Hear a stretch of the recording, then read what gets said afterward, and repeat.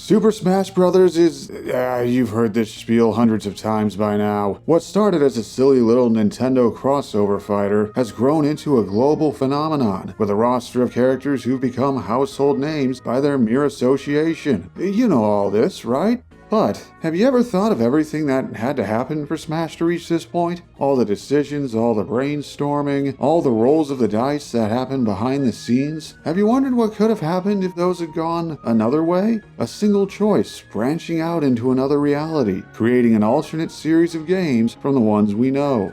Got your attention? Good.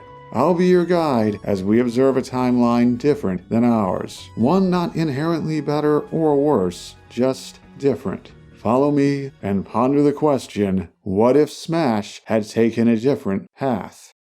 First, let us travel back to the late 1990s, the era of the Nintendo 64. Smash Bros. Got its start here, a hybrid platformer/fighting game that laid the groundwork for the juggernaut Smash would later become. In this other timeline, development was pretty much the same. Well, almost. In the timeline we know, Smash 64 released in Japan in January of 1999, April in North America, November in Europe. While we're keeping the time frames for everything close to when they originally went down, this other timeline still had things go a little different. While Sakurai tried to get as much done as possible within the deadline, his inner perfectionist compelled him to ask for more time behind the scenes. Through some combination of connections, trust from previous projects, and a stroke of chance, his team was given a few more months to work with, leading to this version of Smash 64 having a little extra compared to the version we know.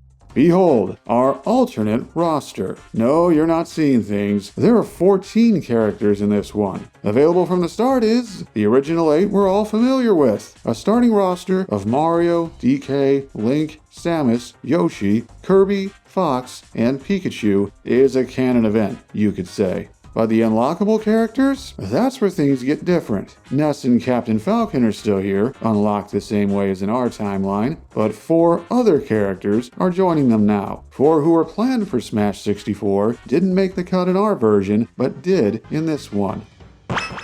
After beating the single-player mode for the first time, the King of the Koopas enters the ring. His model might be blockier than in Melee, but his moveset here is pretty similar. So more of a hulking monster than his actual self, but that wasn't as egregious in 1999 as it eventually be. No side special means no command grab, but he did have the strongest throws of anyone in this version of Smash 64, so there's that. Bowser isn't the only unlockable heavy. By clearing single player as Kirby without using a continue, you get to fight his nemesis/rival/frenemy? On one hand, DDD's huge hurt box and slow airspeed were a rough combination in a game with massive hit stun and no mid-air dodging. On the other, his super DDD jump was one of the best recoveries in the game, and he got a few surprisingly fast attacks mixed in with his big hits. Sakurai hadn't come up with the jet hammer idea yet, so DDD's down special in this timeline is based on a hammer flip technique. This will have implications later on. Next, by clearing break the targets or board the platforms with the starting 8 characters, a second Pokemon appears, and not the one we're used to. Mewtwo almost got into 64 in our timeline, but in this one, he made it for real, with a catch. His neutral special was Confusion, disorienting foes and reflecting projectiles, since side specials weren't a thing in Smash 64, and Shadow Ball didn't exist until Pokemon's 2nd generation. Not having a shadowy move in the kit also means his smash attacks and forward air had the same psychic-like visuals as Ness instead of dark visuals for at least one game. Finally, our last unlockable appears once you clear single player with each of the original 8. We learned in late 2015 that Marth was planned for Smash 64 at one point, and this timeline saw him make the cut. The Hero King's sword attacks and super-powered tipper hits made him top tier in a game with clunky movement and limited defensive options, netting him a lot of fans in the West who liked how strong he was, even spurring up some interest in Fire Emblem Overseas a little sooner because of it. And that makes our roster of 14. Each new addition here is already familiar to Smash fans, but a few of them jumped ahead in line, especially DDD. But have you noticed someone missing? Two of the characters from our timeline, who are easy to create from already finished characters, didn't make it. While Luigi would show up in a future Smash game, of course it's Luigi, the other wouldn't be so lucky. Fading out of the spotlight as Pokemon moved on to other generations, Jigglypuff never became more than a curiosity with a bit role in the anime that some fans had a soft spot for. People in this timeline would later learn that Puff was considered at one point, but got out-prioritized, leaving them to shrug their shoulders and wonder what that could have been like had things gone differently. If they only knew. Super Smash Bros., in this other timeline, just like in ours, was a success, enough that a sequel was greenlit for what would become Nintendo's next home console right away. But since Smash 64 came out a little later in this timeline, there was no realistic chance the follow-up would be ready for the launch of the GameCube. So instead of rushing it, Sakurai got more time to work with again. Super Smash Bros. Melee released in this timeline in May 2002 in Japan, June in North America, September in Europe and Australia. This extra time had an even bigger butterfly effect for a game that, in our timeline, was famously rushed. So, what does this entry's roster look like? Is it just me, or does this look smaller than the one in our timeline? Anyway, all 14 of alternate Smash 64's lineup made it over. DDD and Marth have to be unlocked again, though, through the method you see on screen. Joining the starting roster are Peach and Zelda/Sheik, with the same designs and movesets as in our timeline, along with one other newcomer we'll talk about in a bit. While most movesets are the same as in our version of Melee, Mewtwo even got Shadow Ball as a new neutral special and had Confusion moved aside. One of them is notably different, since DDD already has a hammer and a special based on Hammer Flip. Kirby's side special is the Burning Dash instead. This burst option would have helped his movement and recovery. Well, on paper. It also means his original dash attack didn't change in this timeline until Brawl. So, what about the rest of the newcomers? See? Told you Luigi would show up later. As the most requested newcomer for the sequel in the limited polls that were run in this timeline, the man in green is here, slippery ground movement and all. Showing up later means he actually started out more distinct in this timeline compared to our own. While he still had what amounts to a quirkier version of Mario's moveset, it was closer to the one we saw in Brawl. He also got his actual voice right away, instead of using a higher pitched version of Mario's voice clips.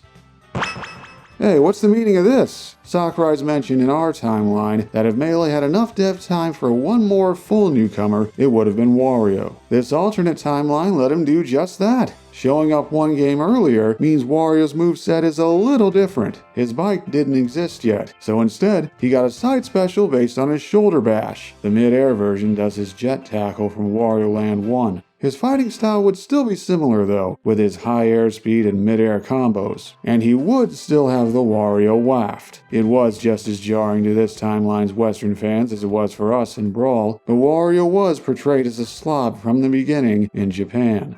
And now, the other newcomer available from the start. Our timeline saw Melee choose the Ice Climbers for a retro revival. But what if Sakurai chose someone else instead? What if he saw the design details he thought would be needed for a playable Excitebike racer, and instead of writing it off as a deal breaker like in our timeline, he got a stroke of inspiration instead? A fast yet unwieldy fighter, the Excitebiker used BMX tricks and other maneuvers to attack. His specials involved spawning hazards and other features of the Excitebike games, including a recovery move that gained a reputation.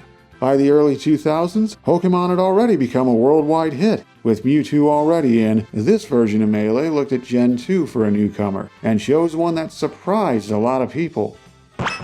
The build-up to Pokemon Crystal, which came out in 2000 in Japan, compelled Sakurai to take a chance on its flagship legendary. Suicune entered Melee as an unconventional heavyweight quadruped built around water and ice attacks, powerful headbutts, and a few strikes using those strange ribbon tails, which were also used to pick up items. With specials like Aurora Beam as a chargeable long-range laser and Mirror Coat to reflect projectiles, this guardian beast was a force in battle. Well, sometimes. But that wasn't the only surprise. Our timeline saw Kirby wait until Brawl to get more characters, but with DDD already in Smash 64, Sakurai got tempted with Melee to go back to the well again. Gooey might not appear in any game Sakurai personally directed, but perhaps he had a soft spot for the character. He did get a trophy in our version of Melee, and perhaps Sakurai got inspired, just like with Excitebiker. Where Kirby's moveset was built for hand-to-hand combat, Gooey used his extendable tongue for disjointed strikes and grabs, along with moves where he pulled other objects like parasols and bombs out of his mouth to attack with. And with multiple mid-air jumps and an up special using his Mock Matter form for a long-distance dash, his recovery was second to none. Oh, and Mr. Game & Watch also made it, and was somehow just as rough and unfinished as he was in our timeline, despite the longer dev cycle. Fans would later discover there was a reason for that. Pretty different, isn't it? This alternate roster had a ripple effect on other parts of Melee. Event matches and All-Star mode were set up differently to work around the different cast. Target test layouts were made for newcomers unique to this timeline, like Excitebiker getting an oval-shaped layout resembling a racetrack. Adventure mode also looked a little different. Instead of the Kirby section ending with a match against Giant Kirby if you clear the second fight fast enough, Giant DDD showed up instead, which is how you unlock him in this alternate Melee, remember? The Pokemon Stadium section ended with a solo fight against Mewtwo, or Suicune once the latter is unlocked. And with no ice climbers, their section was taken instead by the returning veteran Marth for a Fire Emblem-style showdown. Speaking of which, this version had a few different stages. No Icicle Mountain here due to no ice climbers. In its place is a Fire Emblem stage set amidst a battleground in the Kingdom of Arcanea. One was planned for our version of Melee, but it happened for real in this timeline. And the extra dev time let the team finish their original plan for a Johto stage themed around Sprout Tower, though it means the iconic Poke Floats never existed in this timeline.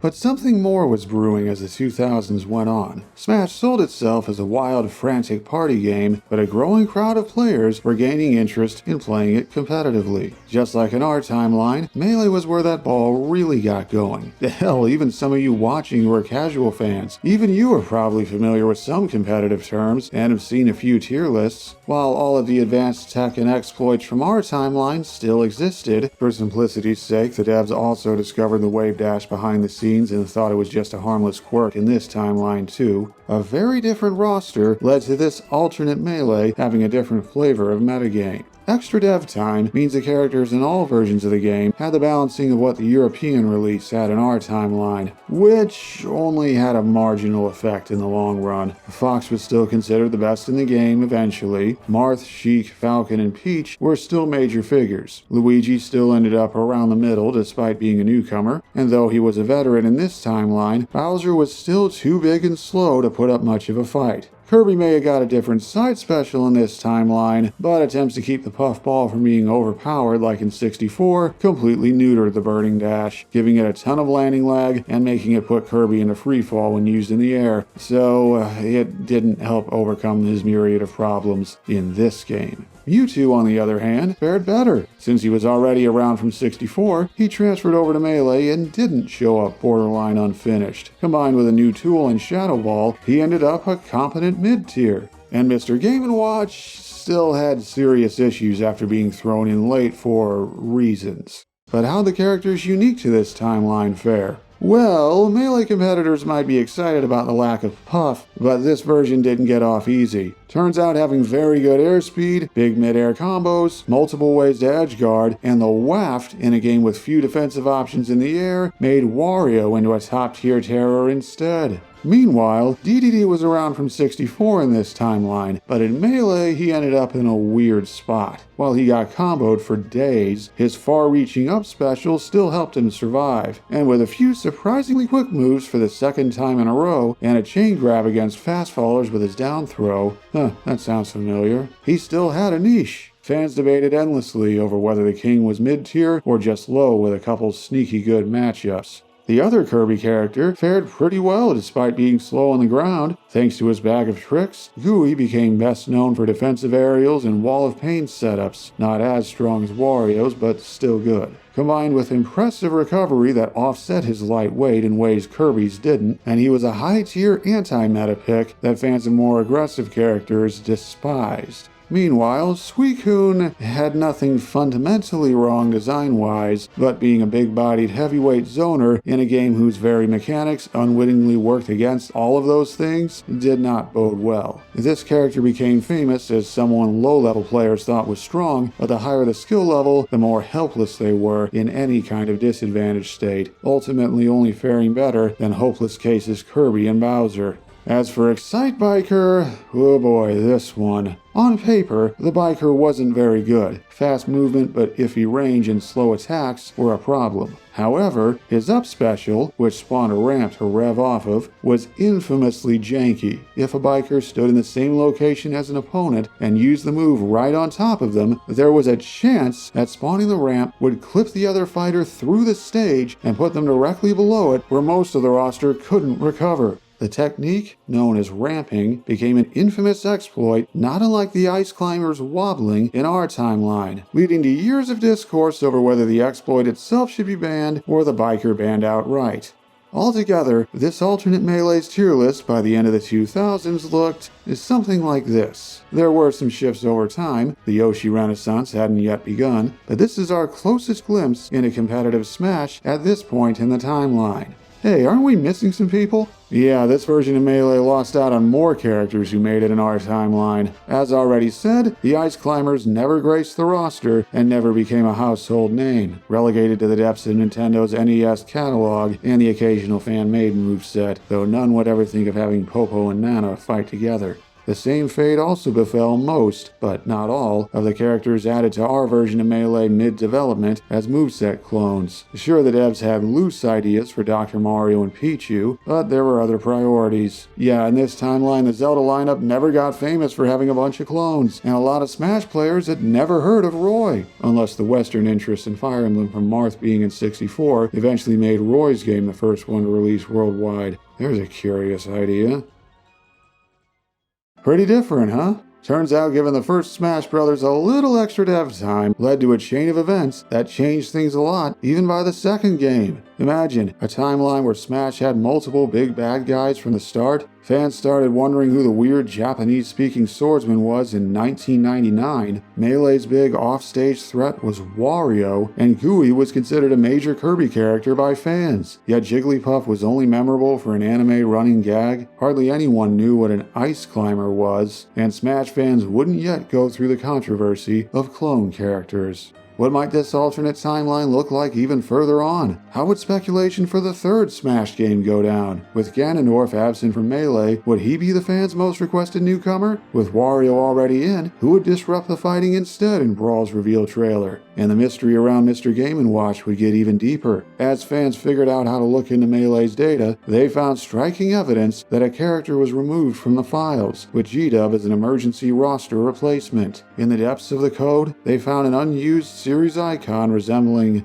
a puzzle piece? Could discussions with Rare have gone further than the mere consideration that happened in our timeline? Were Banjo and Kazooie outright planned for this version of Melee, only for things to fall apart once the events that led to Microsoft acquiring Rare in our timeline also happened in this one, since being in the works for Smash wouldn't have magically saved their company? As the 2000s went on, the Baron Bird became famous among fans as the one that got away, something that have major implications further down the road. But that is a story for another time. Hey, thanks to these people here for contributing to this video, especially my patrons for the extra support. If you're new to the channel, I have a lot of Smash videos that go into other what-if scenarios, newcomer concepts, reworks for veterans, and more. So, until next time, we'll come back another day to observe this universe once more.